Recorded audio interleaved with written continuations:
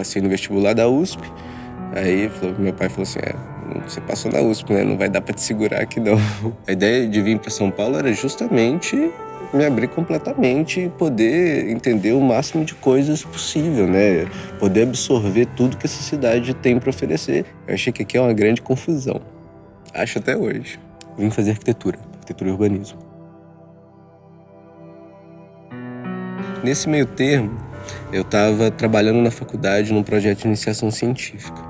E o professor que me orientava era um cara que eu admirava bastante. E ele pediu para que eu lesse 3 livros que, quando ele tinha a minha idade, ele leu também e serviu muito para ele entender essas relações do mundo. Era o Capital do Marx, a interpretação dos sonhos do Freud e a estética do Hegel.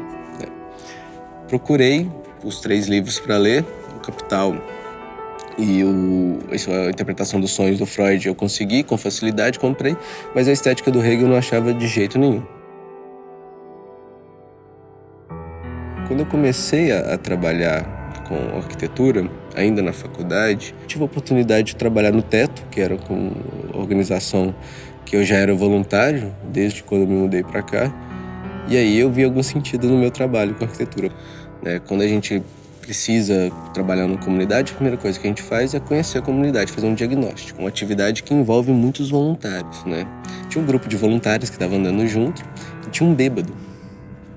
E o bêbado estava sempre mexendo com as voluntárias, gostosa e não sei o quê. E as meninas estavam se sentindo incomodadas, né? Aí eu falei assim, cara, pega leve aí, toma sua cachaça pra lá, não sei o quê, tá incomodando as meninas e não sei o quê. E esse bêbado me chamou de novo. Ele falou, ô playboyzinho do branquinho aí e tal, vem cá. Eu fui lá, assim, cara, você foi o único que me tratou bem aqui, falou direito comigo e tal, eu gostei disso. A gente foi até a casa dele, que era no alto do morro, e a casa dele era um cômodo. Ele tinha a cama dele, um criado mudo, um armário de 6 portas. Falei assim, aqui nesse criado mudo estão todos os meus pertences. Então ele abriu, tinha as roupas, enfim, coisas pessoais. Eu falei assim, cara, e no armário, você tem um armário gigante, o que você guarda nele? Aqui é meu tesouro. O que esse cara vai tirar daí, né? Eu sou catador e não sei ler nem escrever, mas eu não gostaria que meus netos passassem por isso também. Então toda vez que eu estou trabalhando e encontro livros em bom estado, eu junto e guardo aqui para ser o meu presente, o meu legado para os meus netos. Ele abriu as 6 portas assim do armário, todas repletas de livro. A gente ficou assim perplexo e tal, acho muito legal, mas a gente já estava no horário, tinha que ir, né? Despediu dele. Aí ele me puxou no ombro assim, falou assim, não, vou deixar um presentinho aqui pra você, se você lembrar de mim.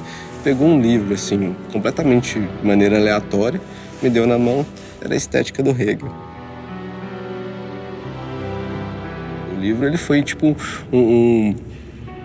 algo pra evidenciar que eu tava no caminho certo. E tomando aquilo ali como algo que faz parte do que eu quero, como eu desejo de contribuição para a sociedade.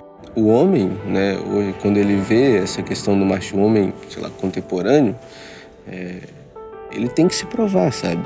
Porque ele tem que mostrar que ele consegue ser alguém na sociedade que respeita os outros e ele não é o maioral mais. A sociedade, ela não é mais patriarcal. Vejo isso porque a minha superiora, mulher, é uma pessoa que eu admiro completamente, numa capacidade de resolução de problemas e gestão de pessoas que eu nunca vi igual. Eu acho que eu sou até privilegiado de poder ter enxergado um outro caminho, sabe? Entender todos como iguais, né?